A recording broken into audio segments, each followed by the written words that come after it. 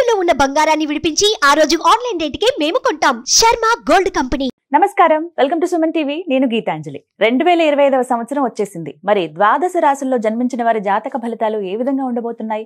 మెరుగైన ఫలితాల కొరకు ఎటువంటి పరిహారాలు వారు చేసుకోవాలి? మంచిగా ఉన్న రాశులు ఏవి, అంటే మంచి ఫలితాలను ఇచ్చేటువంటి రాశులు ఏ ఉన్నాయి, అలాగే చెడు ఫలితాలు ఏ రాశులు వారు అందుకోబోతున్నారు, ఈ వివరాలన్నీ ఇవాళ వీడియోలో నేను మీకు వివరిస్తాను. వివరించేందుకు ప్రస్తుతం మనతో పాటు ఉన్నారు ప్రముఖ జ్యోతిషులు బ్రహ్మశ్రీ నందిబట్ల శ్రీహర శర్మ గురువు గారు. వారితో మాట్లాడదాం. గురుగారు నమస్కారం అండి. వాగర్థ వివ సంపృక్తౌ వాగర్థ ప్రతిపత్తయే జగతః పితరౌ వందే పార్వతీ పరమేశ్వరౌ. సదాశివ సమారంభాం శంకరాచార్య మధ్యమాం అస్మదాచార్య పర్యంతం వందే గురు పరంపరాం. ఆదిత్యాయ చ సోమాయ మంగళాయ బుధాయ చ గురు శుక్ర శనిభ్యశ్చ రాహవే కేతవే నమః. శృంగేరి జగద్గురు పీఠాధిపతులకి, కంచి పీఠాధిపతులకి నమస్కారములు తెలియజేసుకుంటూ కార్యక్రమాన్ని ప్రారంభిద్దాం. వీక్షించేటువంటి సుమన్ టీవీ ప్రేక్షకులకి గమనిక, ఇప్పుడు మనం చెప్పుకోబోయేటువంటి రాశి ఫలాలు ఏవైతే ఉన్నాయో అవన్నీ కూడా ఆంగ్ల నూతన సంవత్సర గమనాన్ని దృష్టిలో పెట్టుకుని జనవరి 1వ తారీఖు నుంచి డిసెంబర్ 31వ తారీఖు వరకు మాత్రమే ఉన్నటువంటి గ్రహాల స్థితిగతులను బట్టి వివిధ రాశుల వారికి ఏ విధంగా ఉండబోతుందో తెలుసుకుందాం. మనకు సాంప్రదాయానుసారంగా వచ్చేటువంటి ఉగాది నుంచి ప్రారంభమయ్యే రాశి ఫలితాలని, అనగా వచ్చే విశ్వావసునామ సంవత్సరానికి సంబంధించి ఉగాది ప్రారంభమయ్యడానికి అంటే ముందుగా మళ్ళీ ఆ యొక్క ఉగాది సందర్భంగా మళ్ళీ వివిధ రాశుల వారికి సంబంధించి రాశుల ఫలితాలు ఇవ్వడానికి ప్రయత్నం చేస్తాను. కాబట్టి ఇటువంటి దాంట్లో ప్రపంచమంతా అంగీకరిస్తున్నటువంటిది 2025 నూతన సంవత్సరం. అదేవిధంగా మనము కూడా ఆంగ్ల నూతన సంవత్సరం అనేటువంటి భావనతో ఈ యొక్క కార్యక్రమం చేస్తున్నాం. అదే ఉగాది నాడైతే మార్చి 29వ తారీఖు నుంచి మళ్ళీ 2026-28 వరకు ఉండేటువంటి గమనం వరకు ఉండేది చెప్పేటువంటిది. అవి మనం మరియు వీడియోలో తెలియజేసుకుందాం. అదే అడగబోతున్నాను గురుగారు. అంటే సాధారణంగా ఒకటే ప్రశ్న అడుగుతారు, ఉగాది కదా అసలు చెప్పాలి జాతక ఫలితాలు అనేవి, ఈ లోపు ఏంటి అంటే ఒక సాంప్రదాయంగా అది కొనసాగిపోతుంది. అంటే మనకేమని చెప్పబడింది అంటే, ధర్మం ఏం చెప్పబడింది శాస్త్రంలో అంటేనమ్మా, ప్రపంచమంతా ఏది ఒక విషయం గురించి ఒక తాటి మీద ఉంటుందో అది ధర్మమే కూర్చుంటుంది, శాస్త్రమే కూర్చుంటుంది. ఇక మరి ద్వాదశ రాశులు వారి జాతక ఫలితాలు తెలుసుకుందాం. ముందుగా గ్రహస్థితులు ఏ విధంగా ఉన్నాయో తెలియచేస్తారా? జనవరి 1, 2025 నుంచి. ఇక గ్రహస్థితిలో గనక గమనించుకున్నట్లయితే ముఖ్యంగా గురువు 9th మే వరకు కూడాను ఈ వృషభ రాశిలో సంచారం చేస్తున్నాడు. 9th మే నుంచి మిథున రాశిలోకి సంచారం, 9th మే నుంచి సెప్టెంబర్ 27వ తారీఖు వరకు. ఇక సెప్టెంబర్ 28 నుంచి నవంబర్ 11వ తారీఖు వరకు కర్కాటక రాశిలో. ఇక నవంబర్ 12వ తారీఖు నుంచి డిసెంబర్ 28 వరకు కర్కాటక రాశిలోనే వక్రీకరించే స్థితి పొంది ఉండడం. ఇక శని భగవాన్ల వారిని కనుక చూసుకున్నట్లయితే 15 ఏప్రిల్ వరకు కుంభరాశిలో సంచారం చేస్తున్నారు. 16 ఏప్రిల్ నుంచి అక్టోబర్ 9వ తారీఖు వరకు మీనరాశిలో సంచారం. ఈ మధ్య కాలంలో జూలై 8వ తారీఖు నుంచి వక్రీకరించి మీనరాశిలోనే సంచారం చేస్తున్నాడు. అలాగే అక్టోబర్ 10వ తారీఖు నుంచి కుంభరాశిలో సంచారం చేస్తూ వక్రీకరించి కుంభరాశిలో, నవంబర్ 26వ తారీఖు నుంచి వక్రత్యాగము శని భగవాన్ల వారు చేస్తున్నారు. ఇక రాహుకేతులు కనుక చూసుకున్నట్లయితే 15 మే వరకు కేతువు కన్యలో మరియు రాహువు మీనరాశిలోకి, అలాగే 16 మే నుంచి సింహరాశిలో కేతువు, అలాగే కుంభరాశిలో 16 మే నుంచి రాహుగ్రహ సంచారం జరుగుతుంది. ఇక్కడ గమనించుకున్నట్లయితే ఇక్కడ వీక్షించేటువంటి ప్రేక్షకులకు అందరికీ తెలియజేయాల్సినటువంటి అంశం ఏంటంటే, ముఖ్యంగా అందరూ ఈ ద్వాదశ రాశుల గురించి రాగానే అందరూ ఆలోచించేటువంటిది ముఖ్యంగా శని దోషం. ఏలినాడు శని, అష్టమ శని, అర్ధాష్టమ శని, కంటక శని, యోగ శని, ఈ శని దోషాలు. అయితే ఇక్కడ 15 ఏప్రిల్ వరకు శని కుంభరాశిలో సంచారం చేస్తూ 16 ఏప్రిల్ నుంచి మీనరాశిలోకి సంచారం చేస్తున్నా, ఈ యొక్క జూలై 8 నుంచి మీనరాశిలోనే సంచారం చేస్తూ వక్రీకరించినటువంటి కారణం చేత మళ్ళీ ఈ కుంభరాశి ఫలితాన్ని ఇస్తాడు. అక్టోబర్ 10న కుంభరాశిలోనే వక్రీకరించి ఉన్నటువంటి స్థితిగతుల చేత ఏమవుతుంది, మళ్ళీ మకర రాశి ఫలితాన్ని శని భగవానులు ఇస్తారు. కాబట్టి అర్థం చేసుకోవాల్సినటువంటి అంశం ఏంటంటే, ఎవరికి కూడాను ఈ సంవత్సరం శని భగవానుడు యోగదాయకంగా పూర్తిగా లేడు. 12 రాశుల వారికి అష్టమ శని, అర్ధాష్టమ శని, కంటక శని, యోగ శని, దాంపత్య శని, ఈ రాశుల ఈ యొక్క శని దోషాలు ఏదో ఒక సందర్భంలో కొన్ని నెలల పాటు అందరూ రాశుల వారు అనుభవించాల్సిందే తప్ప ఇక్కడ ప్రత్యామ్నాయము లేదు. కాబట్టి ఇక కుంభరాశి వారికి ఏలినాటి శని వెళ్ళిపోతుందని సంతోషం కానీ, ఈ యొక్క సంబంధించి మకర రాశి వారికి ఏలినాటి శని వెళ్ళిపోతుందని సంతోషం కానీ, లేకపోతే కర్కాటక రాశి వారికి అష్టమ శని దోషం పోతుందని కానీ భావించాల్సిన అవసరం లేదు.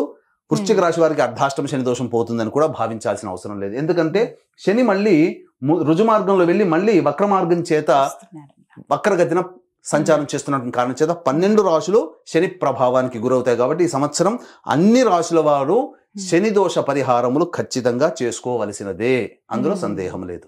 గురుగారు, గ్రహస్థితులు ఏ విధంగా ఉన్నాయో తెలియజేశారు. మరి ఈ 2025 సంవత్సరంలో ద్వాదశ రాశుల్లో మూడవదైన మిథున రాశి వారి జాతక ఫలితాలు ఏ విధంగా ఉన్నాయో తెలియజేస్తారా?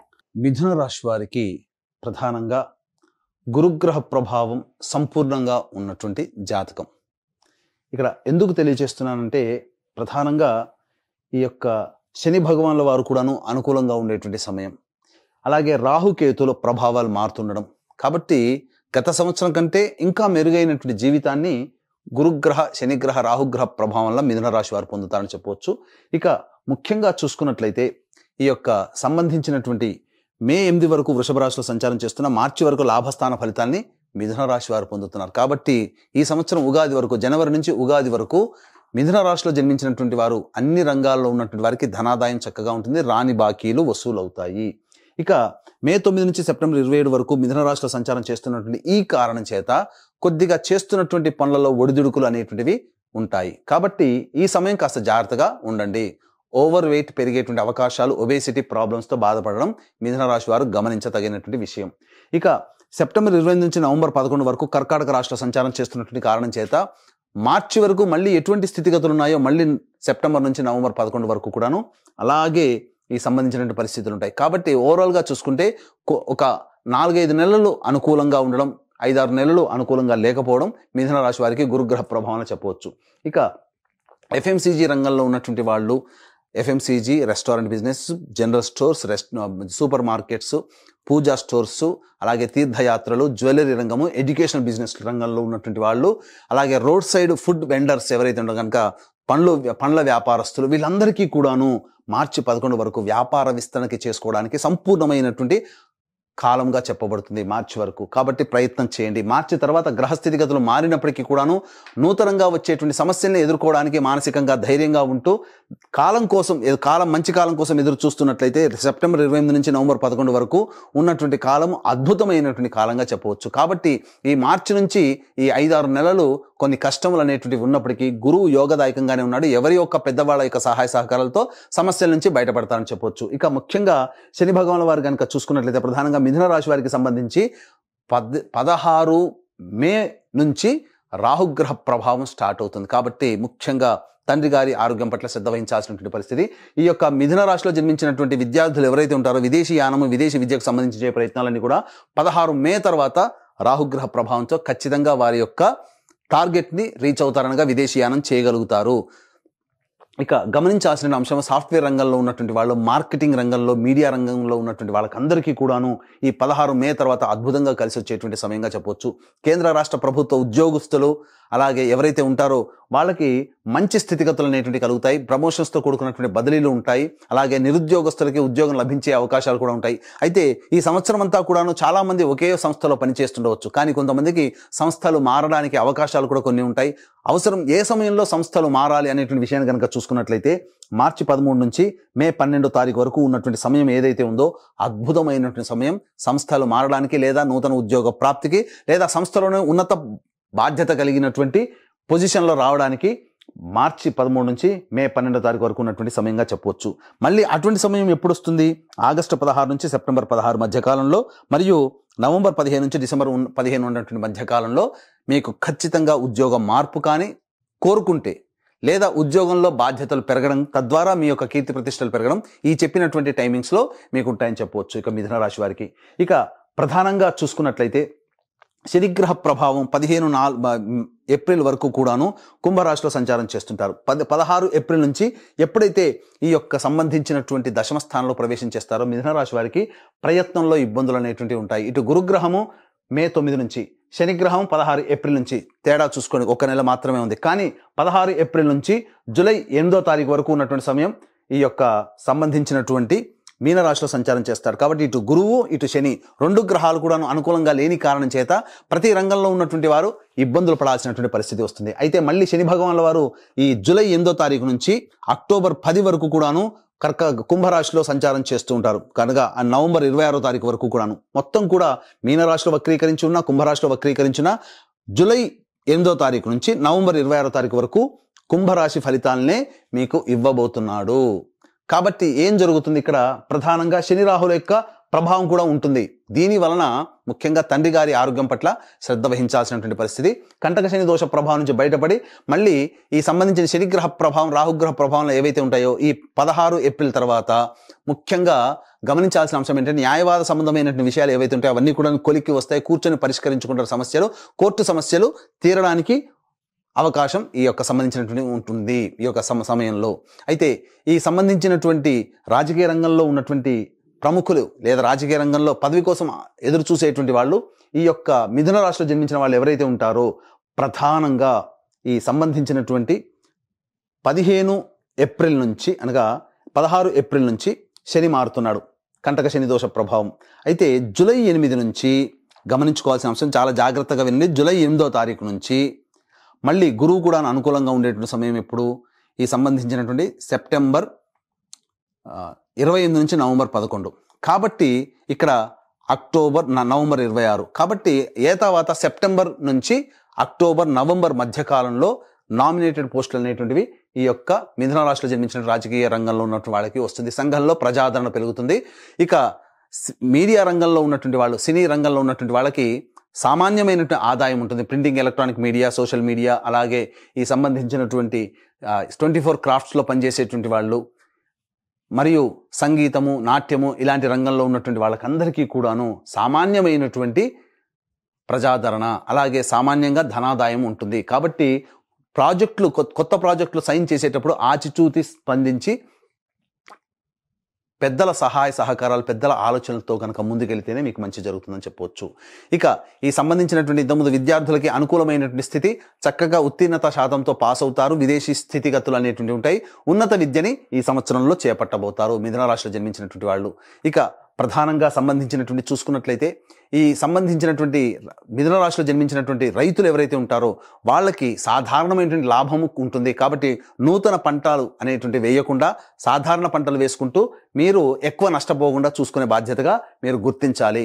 ఇక సంబంధించినటువంటి లాయర్ రంగంలో ఉన్నటువంటి వాళ్ళకి ప్రమోషన్స్ కోసం అయితే, ఏదైనా పదవి కోసం ఆశిస్తున్నటువంటి చేసినట్లయితే కొంత భంగపాటు తప్పదనేటువంటి విషయాన్ని గమనించుకోవాలి. రియల్ ఎస్టేట్ రంగంలో ఉన్నటువంటి వారు ఉన్నటువంటి ప్రాజెక్టులనే కంటిన్యూ చేసుకుంటూ ఉండడం, కొత్త ప్రాజెక్టుల కోసం అప్పులు తెచ్చి ఆ యొక్క ప్రాజెక్టులు ముందుకు సాగకపోవడం వల్ల మీ యొక్క డబ్బులు మీరు కోల్పోతారు. తద్వారా ఇబ్బందికర పరిస్థితులు రియల్ ఎస్టేట్ రంగంలో ఉన్నటువంటి వాళ్ళకి ఉంటాయని చెప్పొచ్చు. ఇక ఎలక్ట్రానిక్ అండ్ ప్రింటింగ్ మీడియాలో ఉన్నటువంటి వాళ్ళు, అలాగే ఈ కరెంటు సంబంధించినటువంటి వ్యాపార వృత్తులు ఎవరైతే ఉన్నారో వాళ్ళు జాగ్రత్తలు పాటించండి. ముఖ్యంగా ఎడిబుల్ ఆయిల్స్, స్టీల్ రంగము, అలాగే చర్మం సంబంధమైనటువంటి పరిశ్రమల్లో, తోలు పరిశ్రమల్లో ఉన్నటువంటి వాళ్ళు, అలాగే కింది స్థాయి ఉద్యోగస్తులు ఉన్నటువంటి వాళ్ళకి ఆశించిన మేర ఫలితాలు కలగకపోగా కొన్ని ఇబ్బందికర పరిస్థితులు అనేటువంటి ఉంటాయి. కాబట్టి జాగ్రత్తలు పాటించండి.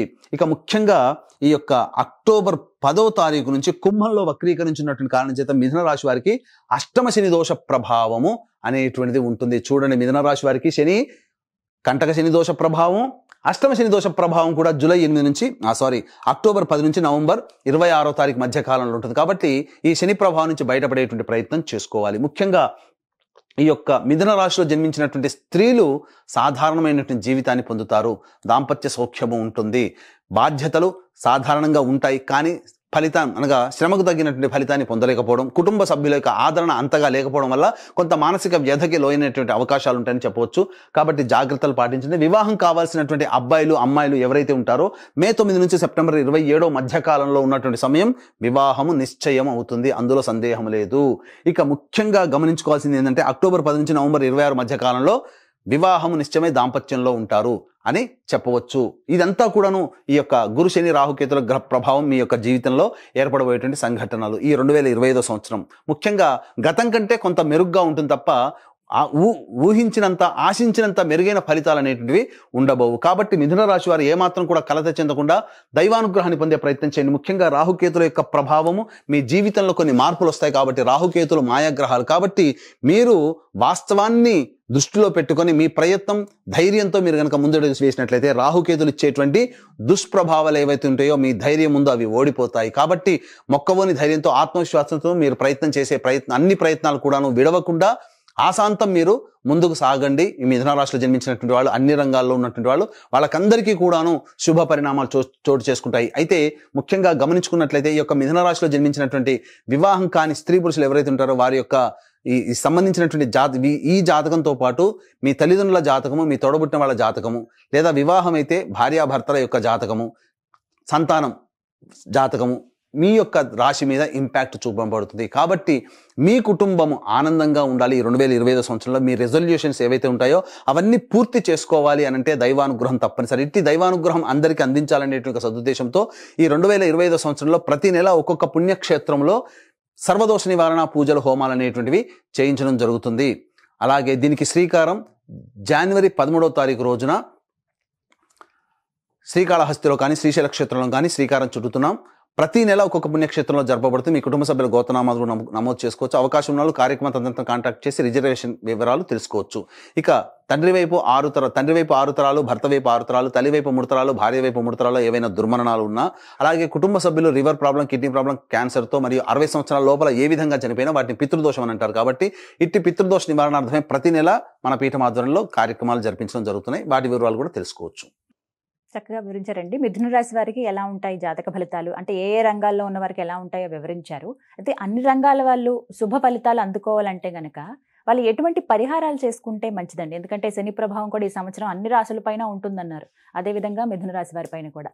మరి పరిహారాల విషయం ప్రతిరోజు కూడాను దుర్గా కవచము, రుద్ర కవచము ఈ మిథున రాశిలో జన్మించినటువంటి వాళ్ళు రోజుకి 3 సార్లు పఠించాలమ్మా. ఇక తరచూ దుర్గాదేవి ఆలయాన్ని గనక సందర్శన చేసుకుంటే ప్రదోషకాల సమయంలో వాళ్ళ సమస్యలు అమ్మవారు దగ్గరుండి తీరుస్తుందని చెప్పవచ్చు. ఇప్పుడు చెప్పినటువంటి ఫలితాల కంటే విభిన్నంగా మీ యొక్క జీవితం ఉన్నట్లయితే మీ యొక్క జన్మ జాతకంలోని నడుస్తున్నటువంటి దశాంతర దశల గ్రహ ప్రభావాలు కావున దగ్గరలోని మంచి ఉపాసనా పరులైనటువంటి జ్యోతిషుని సంప్రదించి వారి సలహాలు, సూచనలు గనక పాటించినట్లయితే మరింత మెరుగైనటువంటి జీవితాన్ని పొందుతారని ఆశిస్తూ సర్వం శ్రీ ఉమామహేశ్వర పరబ్రహ్మార్పణమస్తు. చక్కగా వివరించారు గురుగారు. నమస్కారం అండి.